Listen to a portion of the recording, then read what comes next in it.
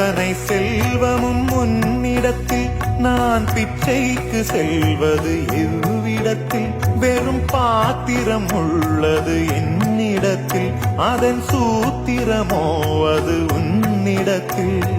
ஒரு முறையா இருமுறையா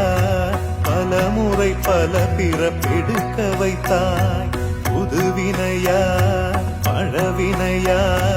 கணம் கணம் தினம் என்னை துடிக்க வைத்தாய் பொருளுக்கு அலைந்திடும் பொருளற்ற வாழ்க்கையும் துரத்துதே உன் அருள் அருள் அருள் என்று அலைகின்ற மனம் இன்று பிதற்றுதே அருள் விழியால் நோக்குவாய்